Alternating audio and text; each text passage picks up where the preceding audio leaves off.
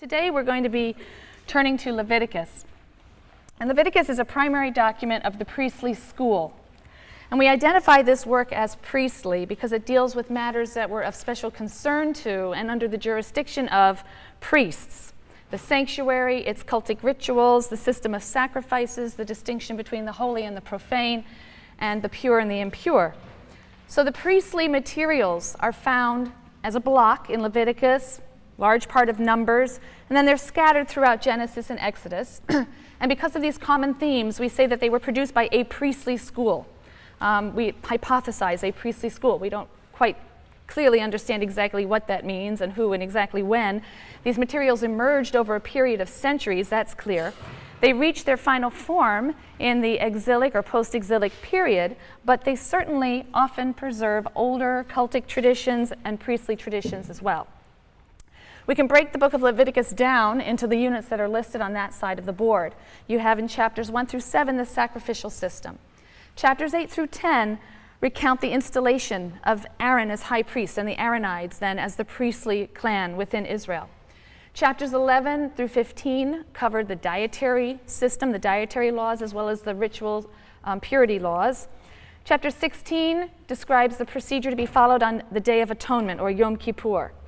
Chapters 17 through 26 then are a block of material that's referred to as the Holiness Code because of its special emphasis on holiness. So most scholars think that that block of material comes from a different priestly school, and so we designate that H, holiness.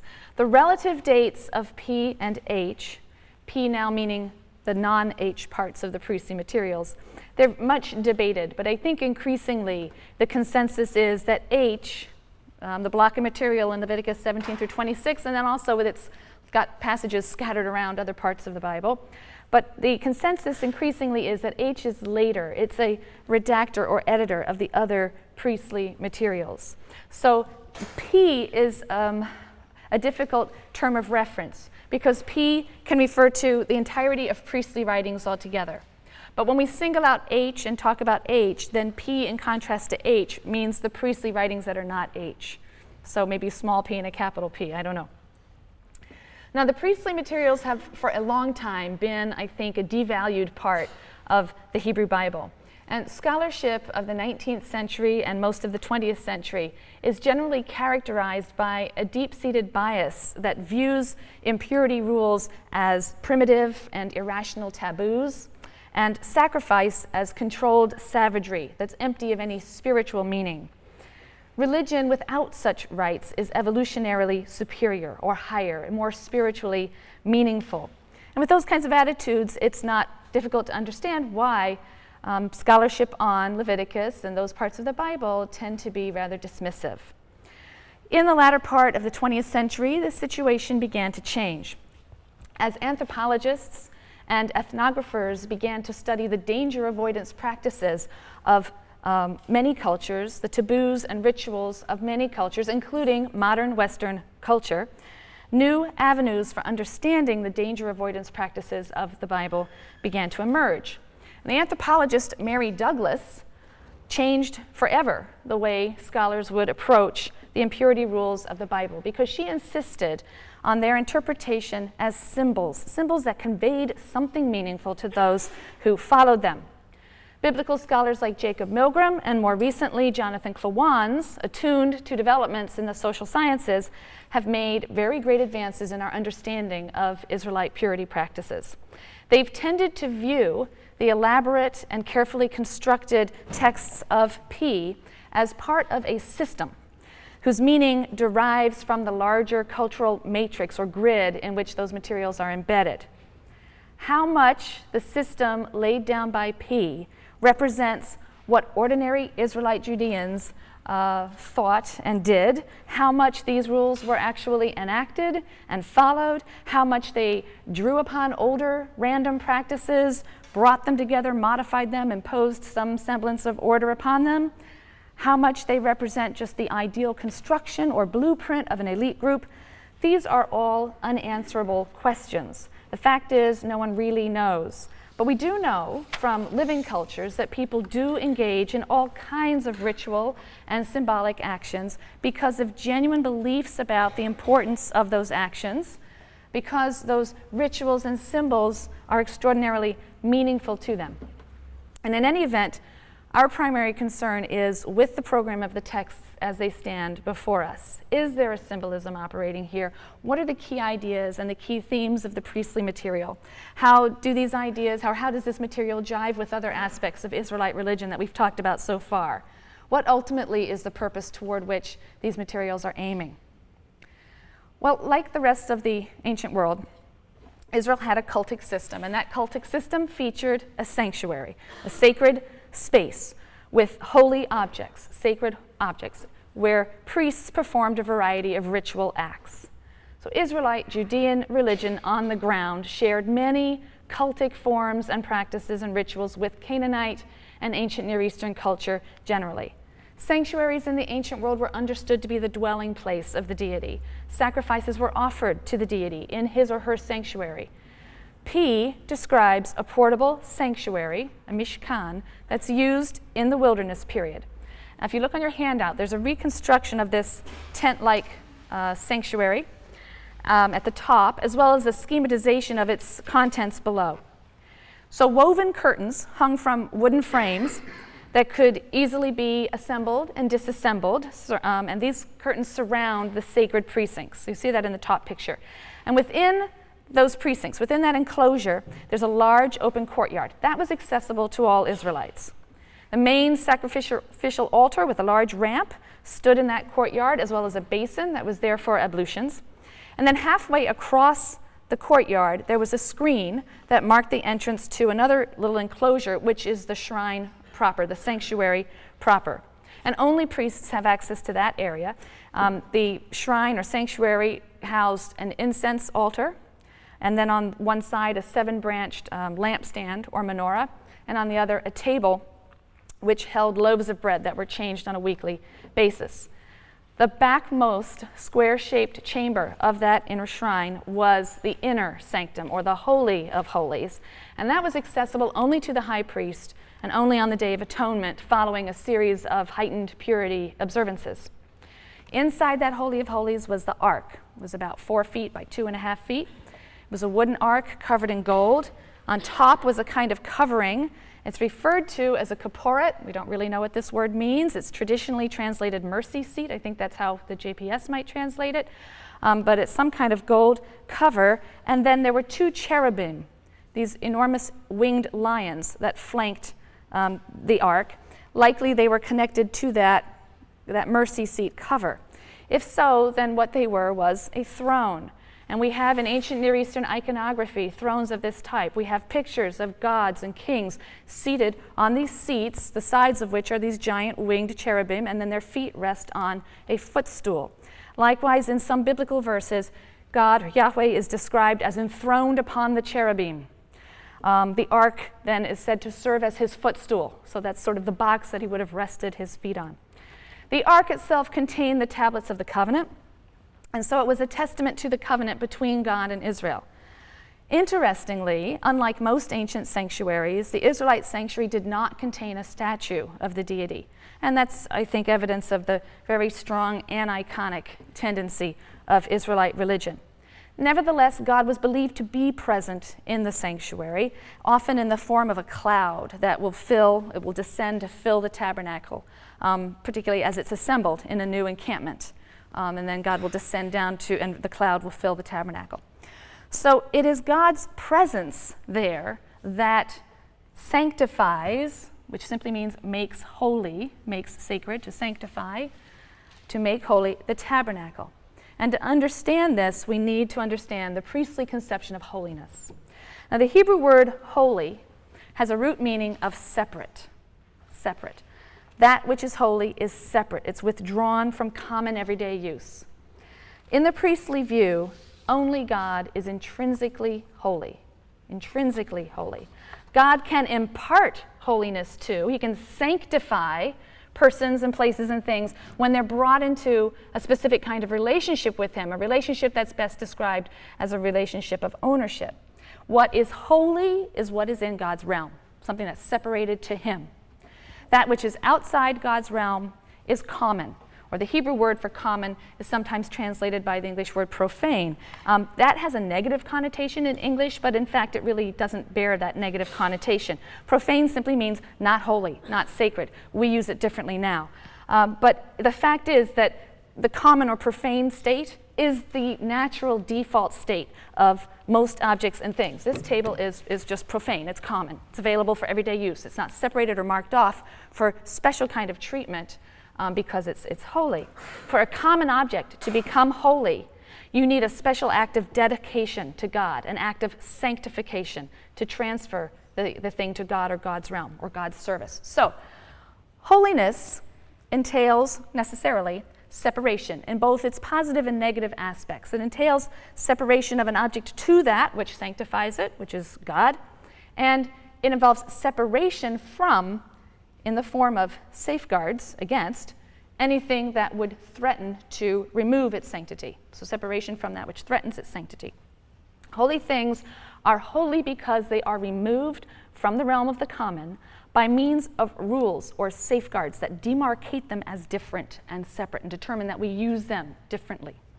The preservation of holy status, therefore, depends on those rules and safeguards. Their observance protects the holy object from profanation, from being profaned, reverting from holy status back to common status.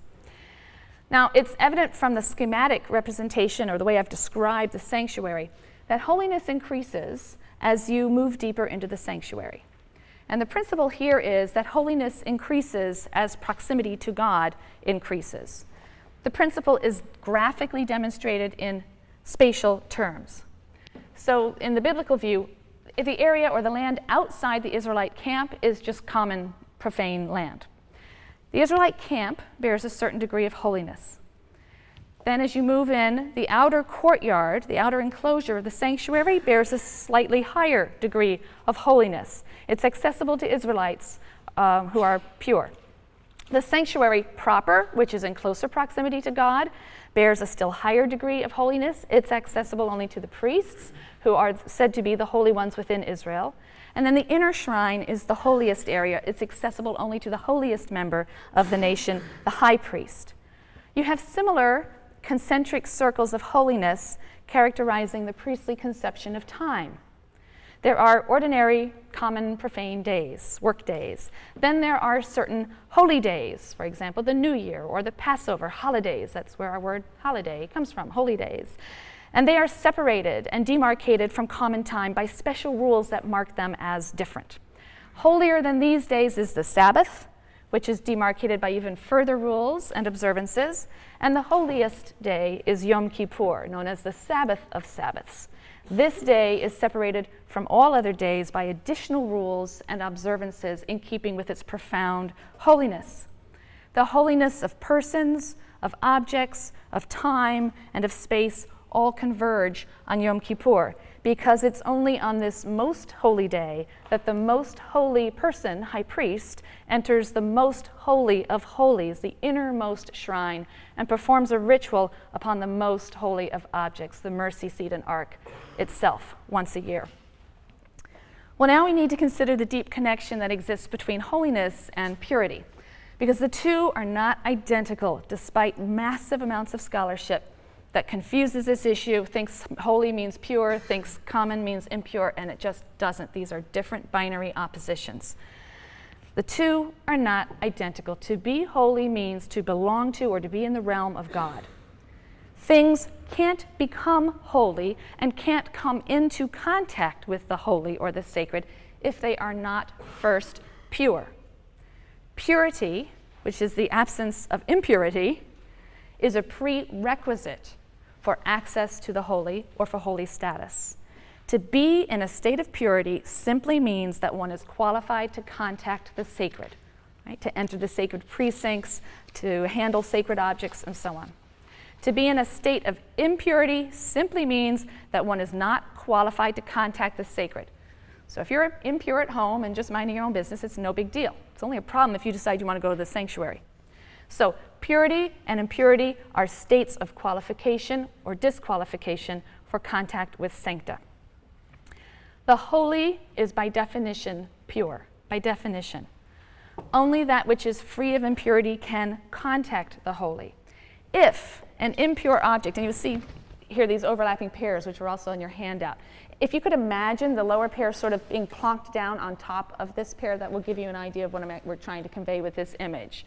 Okay? Things are either holy or common, but if they're holy, they must be pure. Common objects can be pure or impure. Just depends whether or not they've been in contact with a source of impurity or not.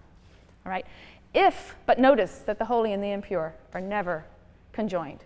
If an impure object comes in contact with a holy object, then the holy object is immediately defiled. It's immediately rendered impure. The word defiled means to take on some form of ritual impurity. And it loses its holy status automatically. So it becomes both impure and profane. To be restored, then, you're going to have two things happening. First of all, it's got to be purified. You've got to get rid of the ritual impurity. So there'll have to be some ritual procedure that purges the impurity. So once you've done that, you've made it pure. But it's still common, profane. So it has to, if it's to be made holy again, it has to be rededicated or given over to God again, re-sanctified, maybe a little holy anointing oil poured on it. That's one means of sanctification. Simply handing it over to God, elevating it towards God is another way of re-sanctifying something. But there has to be two steps, a purification and then a sanctification to make it holy again. Increased access to the holy requires an increased degree of purity. It's the connection between holiness and purity. So the purity that's required of a priest who has access to the sanctuary proper is higher than that of an Israelite who has access to the outer courtyard only. The purity required of the high priest is even greater. So to be pure, one must separate oneself from sources of impurity. What are these sources of impurity? And I hope you've had a chance to look at the reading material, because I'm going to go through this relatively quickly. Jonathan Klawans has been the most vocal proponent of the claim that biblical texts speak of two distinct types of impurity: ritual impurity and moral impurity, which I have up here. You've read the short article he has in the Jewish Study Bible, but he's also written about this at great length in other places. And according to Klawans and others, ritual impurity arises from physical substances and states which are not in themselves sinful. There's no intimate connection with sin when we're talking about ritual impurity. In fact, a lot of ritual impurity is unavoidable and sometimes even obligatory, right? Sexual contact makes one ritually impure, and yet God commands humans to be fruitful and multiply. Burying the dead makes one ritually impure, but God commands proper care of the dead. So there's nothing inherently sinful about contracting ritual impurity. Ritual impurity, which is generally permitted, is distinguished by the characteristics I've quickly jotted down here. It's contagious, that is, it's transferred to other persons or objects, depending on how receptive they are, perhaps by physical touch, perhaps in the case of severe impurity, by sharing an enclosed space, by being together under an overhanging roof or tent. Ritual impurity is also impermanent. It can be removed or reduced through rituals of ablutions or just the passage of time or other sorts of ritual observances. Ritual impurity also defiles or renders impure sancta, and so it has to be kept separate from sancta. In very severe cases, it can even defile some common objects, and in those cases, the source of impurity might have to be isolated or excluded if necessary. Now, the concept of ritual impurity was a central and integral feature of most, if not all, ancient religions. And the biblical laws of purity and impurity strongly resemble those of other ancient Near Eastern cultures, Egyptian, Mesopotamian, even Hittite culture. And certainly, there are ancient Near Eastern and Canaanite roots for Israelite purity practices. But the system of ritual purity and impurity that is crafted in the priestly writings of the Hebrew Bible represents an attempt to monotheize Israelite purity practices and to create a system that differentiated Israel from her close neighbors. So, for example, impurity was often connected with belief in evil spirits, in impure demons. It's quite possible that Israel's purification rituals may have originated and even long endured as rituals of exorcism that expelled a demon or who was believed to be causing the affliction in question. That may be their origin and source, but in the priestly writings, impurity is generally divorced from any association with evil spirits. Some scholars theorize that the ritual purity system reflects an original concern with health or hygiene, but this isn't very convincing. Only one set of diseases is said to generate ritual impurity, and many substances that are widely considered unhygienic by most cultures, for example, human and animal excrement, and these are not sources of ritual impurity to Israel's priests. So Klawans is among those who insist that any effort to understand the purpose and the meaning of Israelite purity practices as schematized by the monotheizing priestly writers in Leviticus 12 through 16. And again, whether actual Israelite Judeans did this or understood things this way, we'll never know. But to understand the schematization of the monotheizing schematization of Israel's purity practices, we would do better to ignore questions of origins and to attend to the larger symbolism of impurity and holiness in these writings. In particular, we need to try to understand the antithetical relationship between impurity and holiness. The two are opposites. They are opposed and antagonistic towards one another. So Klawan points out, as you know, that there are three main sources of impurity in P. First of all, corpses and certain carcasses are a source of ritual impurity. Sara'at, which is this, we translate it scale disease. It's been called leprosy. It's definitely not leprosy. People who know such things have read the details in the biblical text, and it's not what is truly known as leprosy. But it's some sort of skin disease, flaking skin disease, or other sorts of boils and skin states that seem to be associated, at least in the Israelite mind, with decomposition and death. We have a couple of passages, one in the book of Numbers, one in the book of Job, which describe this condition in a way that identifies it with death. An aborted fetus is often described as looking like it has this condition, for example. Not often, happens once in the book of Job, but the point is there's a connection between this condition, the skin condition and its decomposition and death. The third source of ritual impurity would be genital discharges, both normal and diseased. So Klawan notes in the article you read that the physical substances and states that are labeled impure and are therefore designated as antithetical to the realm of holiness are states that are associated with death on the one hand and procreation on the other. Why should this be? The priestly conception of God, you will recall, is of an immortal and asexual being. Think back to the first creation story, which is the priestly creation story. To enter the realm of the holy, in which there is neither death nor procreation, requires a separation from death and procreation. It is association with death and sexuality that renders one impure and disqualifies one from entering the holy sanctuary. That is not to say that one shouldn't deal with death or sexuality in the ordinary course of life. On the contrary, God explicitly commands humans to be fruitful and multiply, and he does that in the P source, right, in Genesis 1. He commands proper care of the dead, and he also does that in the P source.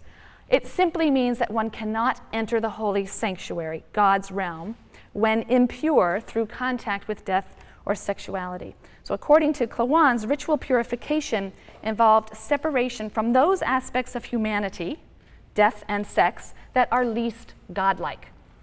To enter God's realm requires imitation of God, or imitatio Dei, right? An idea that I've put up here, imitatio Dei, imitation of God. And Klawan's further argues that the concept of imitatio Dei also explains the practice of sacrifice, which on the face of it contradicts the idea that you must avoid death in connection with the holy, right? Because sacrifice entails killing right in the sanctuary. Killing of animals right in the sanctuary. So Klawan argues, and I quote, that sacrifice involves in part the controlled exercise of complete power over an animal's life and death, which is, he says, precisely one of the powers that Israel's God exercises over human beings. As God is to humanity, humans, in imitation of God, are towards their domesticated animals.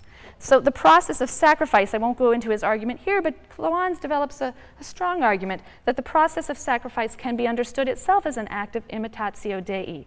because sacrifice involves a variety of behaviors in the biblical text that are analogous to behaviors attributed elsewhere in the biblical text to God. The care and feeding and raising of domestic animals, the selection of one that is deemed perfect, control over its life and death, and so on. And these are all spoken of in terms that are analogous to terms used to describe God as the shepherd of his flock of Israel and in control of life and death, and so on. So Klawans argues that the process of sacrifice, which grants the offerer complete control over life and death, is a kind of imitatio Dei.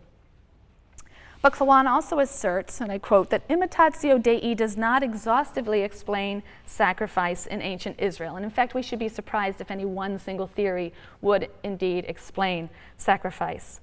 So he just says that there are really two organizing principles or overriding concerns in the priestly traditions and the priestly materials regarding sacrifice. The first, as we've seen, is imitatio Dei. But the second is a desire to attract and maintain the divine presence, the continued presence of God in the sanctuary. The majority of the sacrifices that are described in the opening chapters of Leviticus, Leviticus 1 through 7, are voluntary sacrifices. These are sacrifices that are offered as gifts or in times of celebration.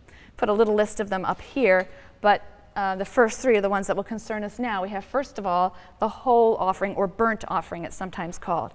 This is when an animal is entirely burned to create, as the text says, a pleasant-smelling odor or pleasant-smelling smoke that ascends to God.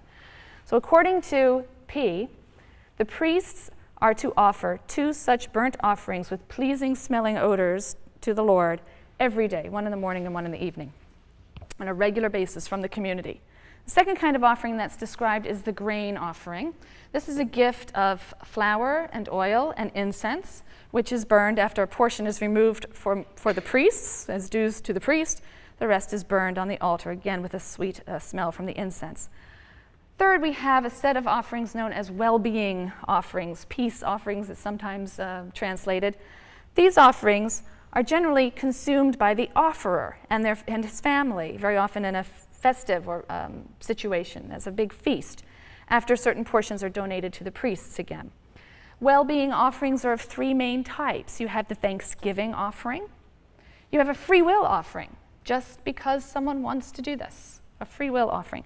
And you have a vow offering that would be offered on the successful completion of a vow, for example. And these sacrifices are all entirely optional. They were offered in celebration, they were offered in thanksgiving, or upon the successful completion of a vow. In other words, the sacrificial cult was primarily a vehicle for worshipers' expression of a wide range of emotions: joy over the birth of a child, thankfulness for a good harvest, and so on. Now, texts from ancient Near Eastern cultures suggest that a central function of the rituals that were performed in sanctuaries was to secure the perpetual aid and blessing of a well-disposed deity. And in important ways, the Israelite cult is strikingly similar, particularly in the sacrifices I've just described. The Israelites certainly hoped to secure the perpetual aid and blessing and protection of a well-disposed deity. Blessing and benefaction flow from God's presence in the midst of the community, in his sanctuary. When he is there, there is blessing. So Klawans follows earlier scholars in suggesting that the rituals and sacrifices performed in the sanctuary were designed to ensure God's continued residence within and blessing of the community. In particular, the daily burnt offerings sacrificed by the priests twice each day and emitting this pleasing odor. These were an effort to attract the deity.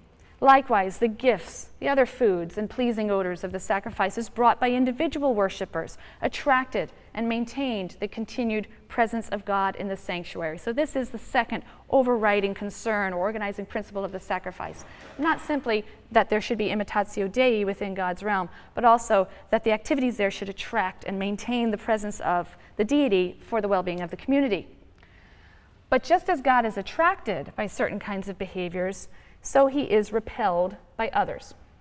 And in the priestly system, grave sins generate an impurity, now a moral impurity. So now we're coming to the second kind of impurity, a moral impurity that repels the divine presence.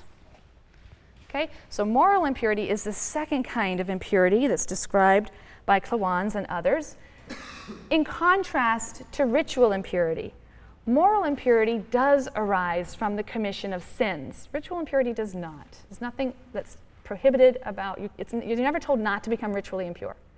Okay? There's nothing sinful about it inherently. But moral impurity arises specifically from the commission of certain heinous sins specifically. The three that I've listed here are the biggies: idolatry, right, homicide, and sexual transgressions. These are spelled out in Leviticus 18 and Leviticus 20, those two chapters. Besides defiling the sinner, moral impurity symbolically defiles various sancta, especially the sanctuary, but also God's name, and also the Holy Land itself. Moral impurity differs from ritual impurity, not simply because of its origin in sin, but also in the fact that it's not contagious, right? You don't contract impurity by touching a murderer, the way that you contract ritual impurity by touching somebody with the gonorrhea, okay?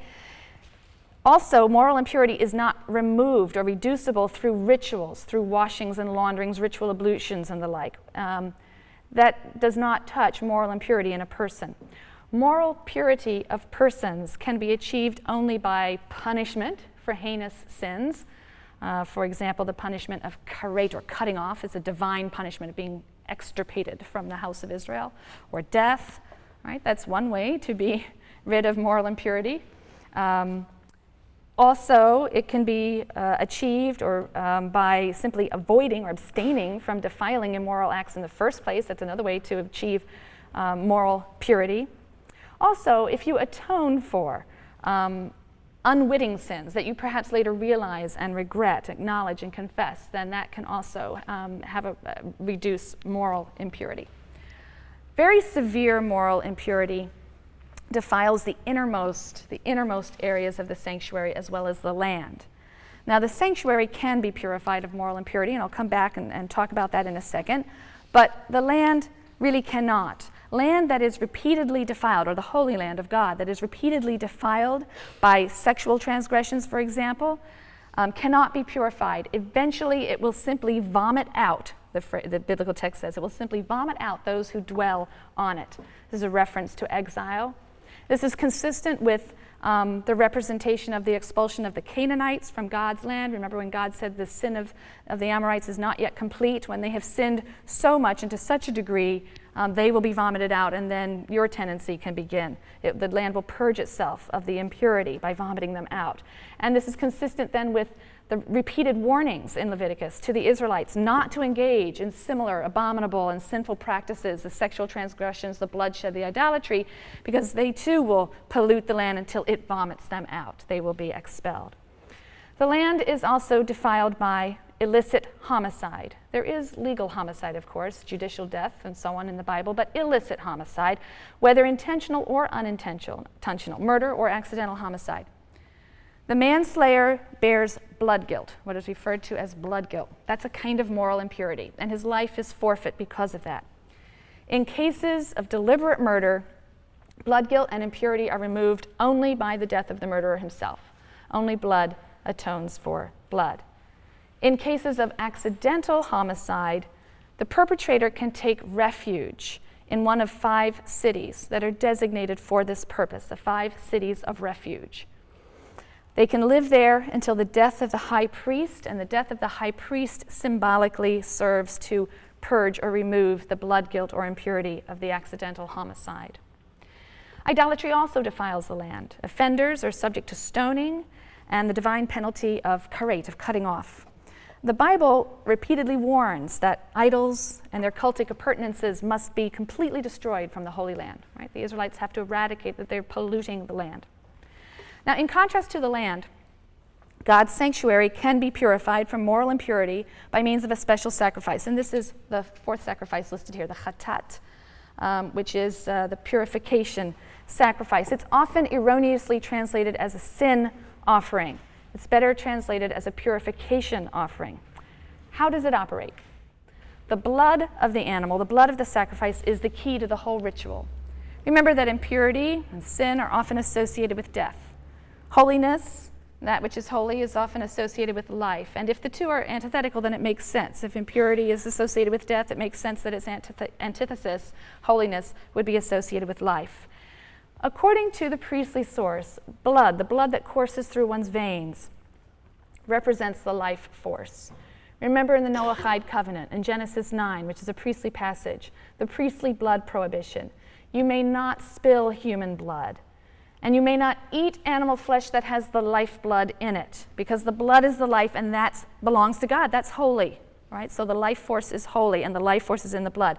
Leviticus 17, verse 11 says this. It repeats the blood prohibition, and then it offers a rationale.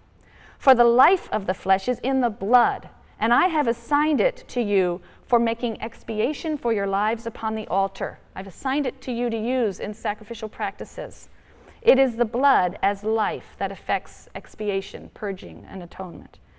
So the priestly text couldn't be clearer. Blood represents life. The blood of sacrificial animals is assigned by God as a detergent, if you will, to cleanse the sanctuary of the impurities that are caused by the sinful deeds of the Israelites. Sacrifices that purge the sanctuary of ritual impurity, and primarily the chatat, always involve the manipulation of the animal's blood, daubing it on the altar, and on Yom Kippur actually entering the innermost shrine and sprinkling it on the throne of God and the footstool, the ark itself. It symbolizes the victory of the forces of life and holiness over death and impurity. Other purificatory rites that are listed in the Bible will sometimes involve the use of reddish substances as a kind of surrogate of blood. It is widely and mistakenly thought that the purification offering purifies the sinner or the impurity bearer or the offerer. This can't be true. The chatat, the purification offering, doesn't rid a ritually impure person of their ritual impurity. You can't even offer a sacrifice unless you're already ritually pure, because you couldn't get into the sanctuary to offer your sacrifice if you weren't ritually pure. You can't approach to offer a sacrifice if you're not in a state of ritual purity already. So purification offerings are brought after the genital discharge has healed and passed, after the scale disease has healed and passed, after the appropriate ablutions have been observed and the person is essentially pure. But there's one more step they have to take before they're integrated back into the community. The chatat also does not rid a sinner of their moral impurity, because the offering is brought after the sinner has confessed, after the sinner has repented. The purification offering acts on the sanctuary, not on the offerer. It purges the sanctuary of the defilement that it has symbolically suffered from the offerer's state of ritual impurity or sinfulness. Once the sanctuary is purged, the offerer has settled his debt. He's repaired the damage he caused. He's fully atoned, at one again with God. And God is no longer repelled by the impurity that marred his sanctuary. The defiling effect of lesser transgressions is calibrated to the sinner's intentionality and the presence or absence of repentance. So inadvertent sins can be purged, the sanctuary defilement that they cause can be purged by bringing a purification sacrifice. What about deliberate sins? As long as there is repentance, the biblical text says, then they are converted into inadvertent sins, and they also can be purged, or the impurity they cause can be purged with a purification sacrifice. But brazen, unrepented sins, or unintentional sins that are never realized, these stand unremedied, and they defile the sanctuary. So for this reason, the sanctuary has to be regularly purged of the accumulated defilements accruing to it as a result of such sins. Leviticus 16 describes the annual ritual which is carried out on the Day of Atonement or Day of Purgation. It can be called Yom Kippur. When a chatat sacrifice, a purification sacrifice, is brought on behalf of the community to purify the sanctuary of the impurities that have been caused by Israel's sin. And the high priest loads all of the sins and impurities of the Israelites on the head of a goat, which then carries them off into the wilderness, away from the sanctuary. Purification of the sanctuary was believed to be critical to the health and the well-being of the community. If the sanctuary is not purged of impurity, it can become polluted to the point when God is driven out entirely. Jacob Milgrom has argued that there's a kind of Archimedean principle at work here. every sin creates an impurity that encroaches upon the realm of holiness and displaces a certain amount of holiness. And eventually, God will be completely displaced and the community will be left in a godless state without blessing or protection. So Milgrom sees the symbolic function of the purity system this way.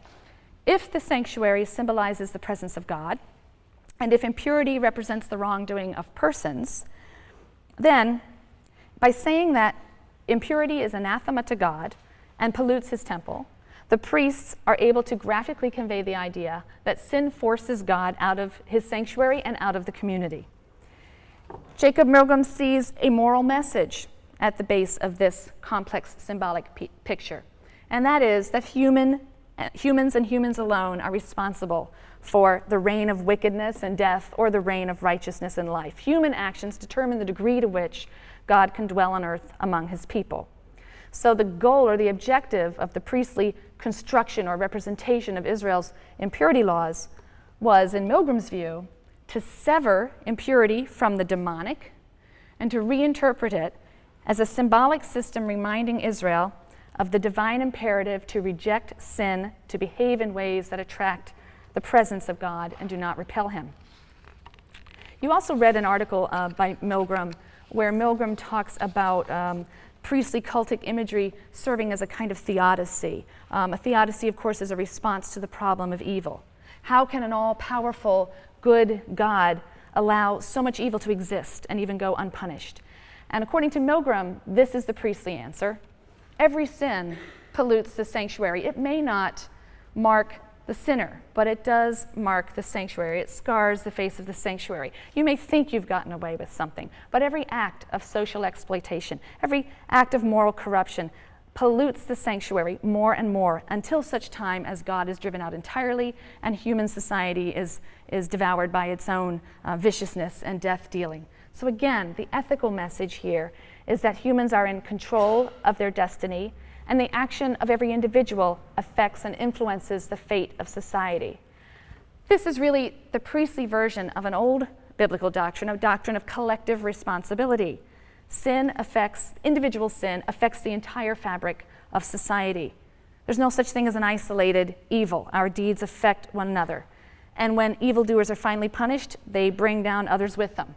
Those others, however, aren't so blameless, Milgrom says, because they allowed the wicked to flourish and contribute to the pollution of the sanctuary, the corruption of society.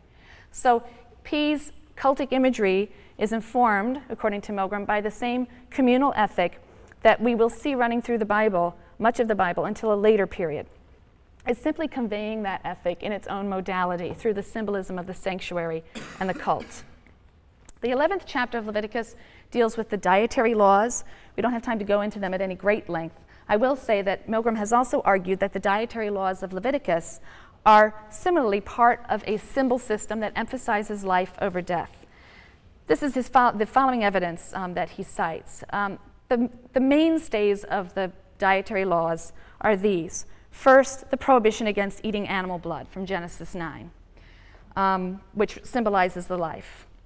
We also, in Leviticus 11, meet dietary laws that are governed by criteria such as cud chewing and having a split hoof. You can only eat animals that chew the cud and have a split hoof. Those criteria seem arbitrary and meaningless in and of themselves, and he says they are. But look at their practical effect. That limits the number of animals that one can eat to a mere handful out of the hundreds upon hundreds of creatures on the earth. That basically leaves you with, my animal husbandry is not good here, but it leaves you with the bovine and the ovine classes. I guess ovine are goats and some such. So it leaves you basically with goats and sheep and cattle. Some have hypothesized that whatever the origin of various food taboos in Israel, the priestly texts have tried to create a dietary discipline that drives home the point that all life, shared also by animals, is inviolable, except in the case of meat which has been conceded by God, and provided that the animals are slaughtered properly, painlessly, and that their blood, which is symbolic of the life, is not appropriated but returned to God, its sacred source. So perhaps as it stands, the system of dietary laws does in fact emphasize reverence for life, but they also served another very important function, and that was the formation and maintenance of a differentiated ethnic identity. or in priestly parlance, the formation and maintenance of a holy people separated out from other nations by rules that mark her as God's people. It's surely significant that the dietary laws are followed by a powerful exhortation to be holy in imitation of God. Leviticus 11:43-45. So we've just had the prohibition of not eating certain kinds of small animals, designated here as anything that swarms. And the text says, "You shall not draw abomination upon yourselves through anything that swarms. You shall not make yourselves impure therewith, and thus become impure. For I, the Lord, am your God. You shall sanctify yourselves and be holy, for I am holy. You shall not make yourselves impure through any swarming thing that moves upon the earth. For I, the Lord, am he who brought you up from the land of Egypt to be your God. You shall be holy, for I am holy." Look how much this is emphasized. The dietary laws are presented by the priests, not as a hygienic regimen. Who knows if that's how they started? Not as a sensible way to avoid various diseases that are caused by the lack of refrigeration in the desert. Whatever the actual origin of these various dietary taboos, they are here embedded in a larger ideological framework concerning the need for the Israelites to separate themselves and to be holy like their God. The dietary laws are connected then with this theme of imitatio Dei, of imitation of God. As God is holy, separate and distinct, so you shall be holy. I just want to take 2 last minutes to quickly point to this theme of holiness that continues in the section referred to as the Holiness Code. Because this theme and the exhortation, "You shall be holy, for I, the Lord your God, am holy," they find their fullest expression in the block of text, Leviticus 17-26, that's referred to as the Holiness Code. There's an important difference between Leviticus 1-16 and the Holiness Code. According to Leviticus 1-16, Israel's priests are designated as holy, a holy class within Israel, singled out, dedicated to the service of God, and demarcated by rules that apply only to them. Israelites may aspire to holiness, but it's not assumed. However, in the Holiness Code, we have texts that come closer to the idea that Israel itself is holy, by virtue of the fact that God has set Israel apart from the nations to himself, to belong to him, just as he set apart the 7th day to himself, to belong with him.